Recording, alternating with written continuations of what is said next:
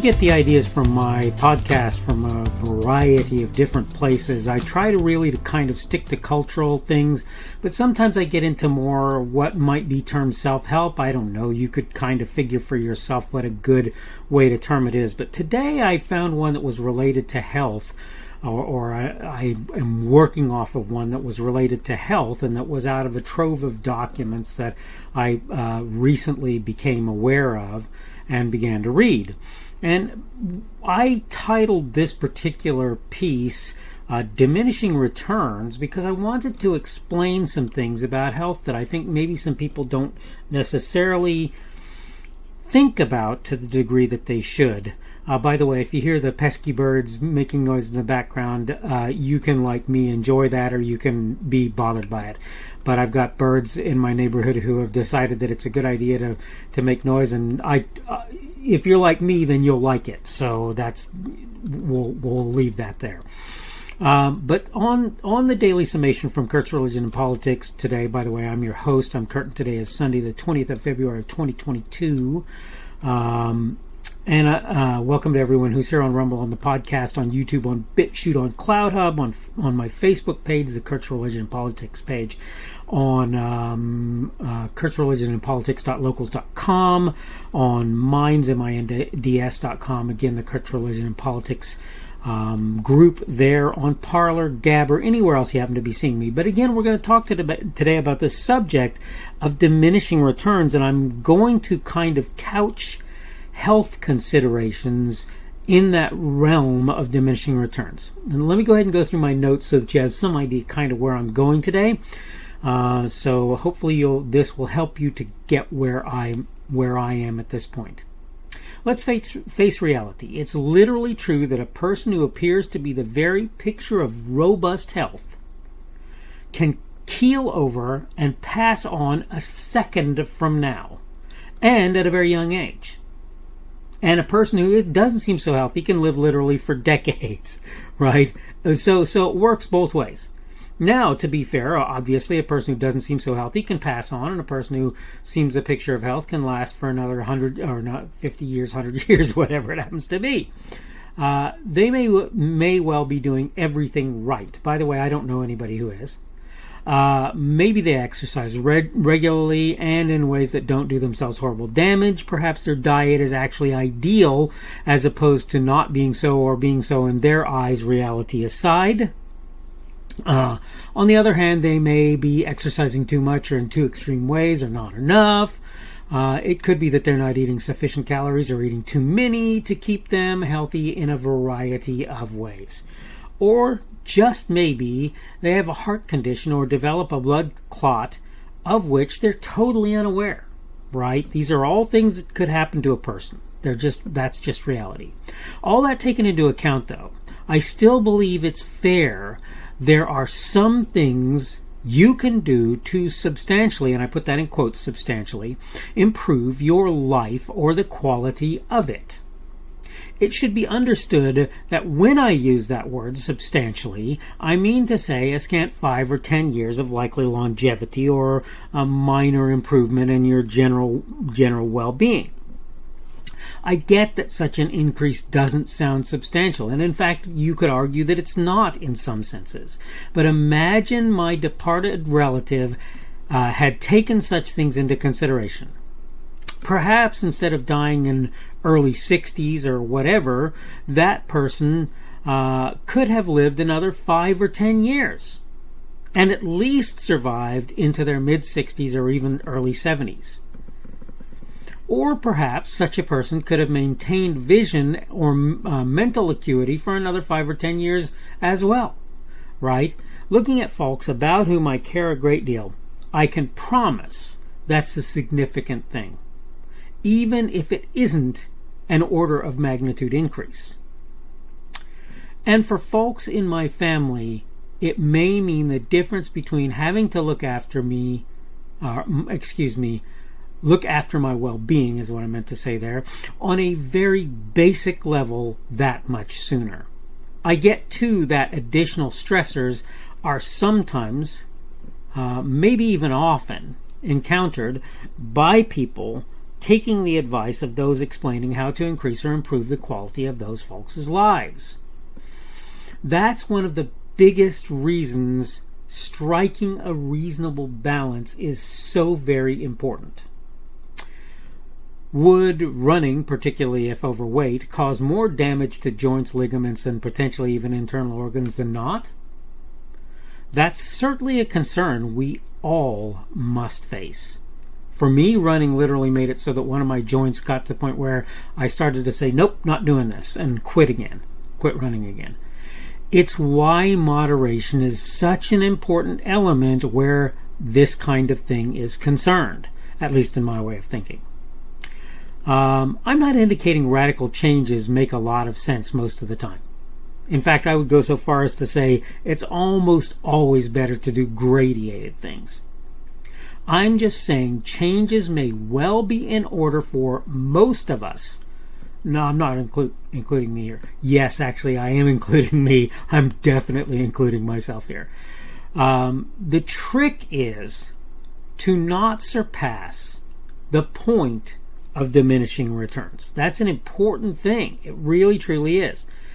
You have to figure out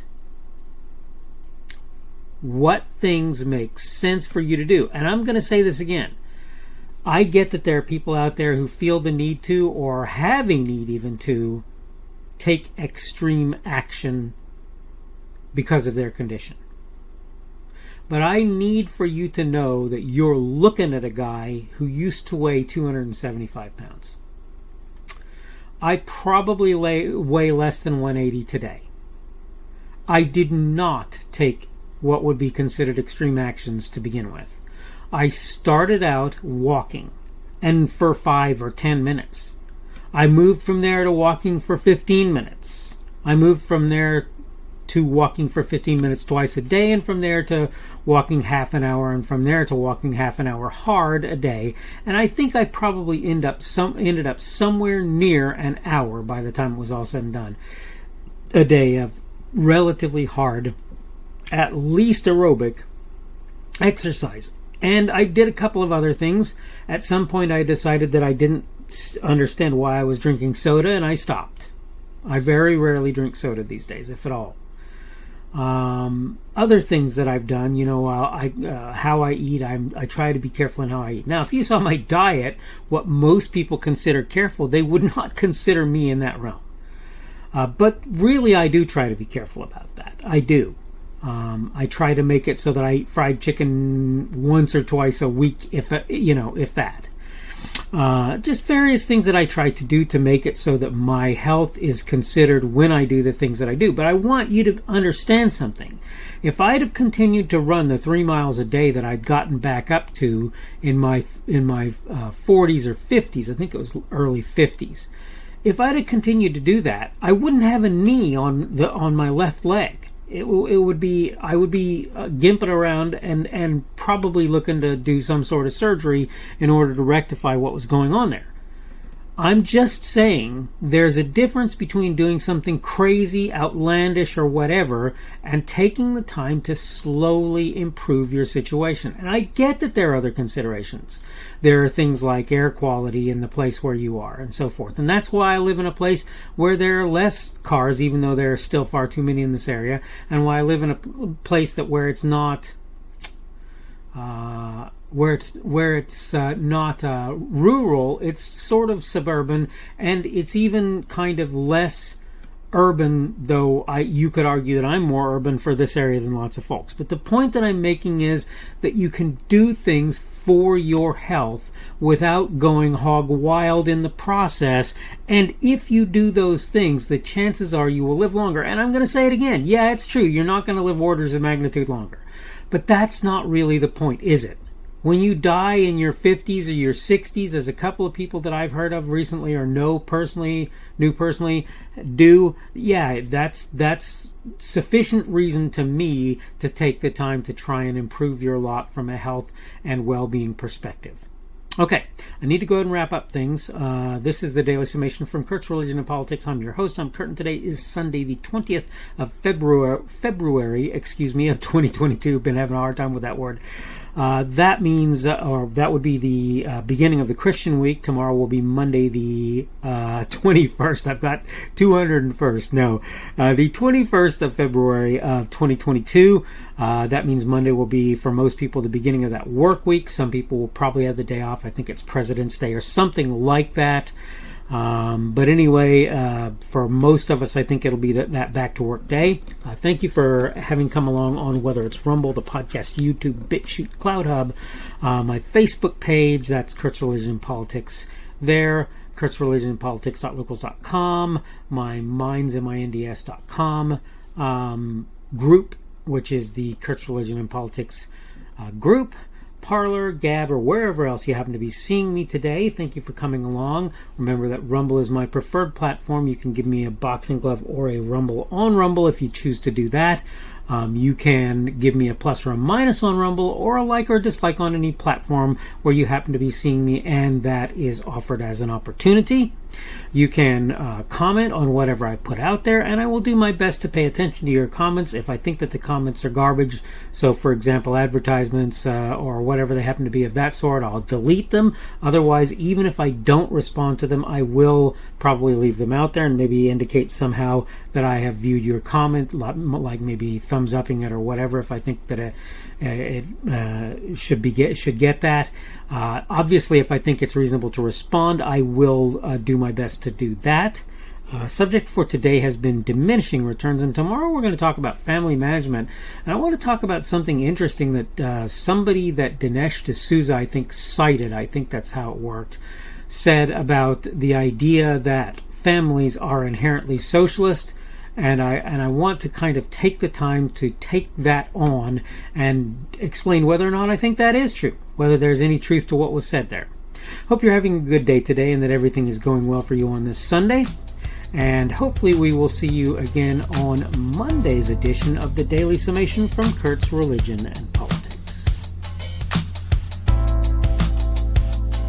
The speaker on this edition of the Daily Summation is Kurt Schubert. This podcast was recorded on Sunday, the 20th of February of 2022. The Daily Summation is created for Kurt's Religion and Politics.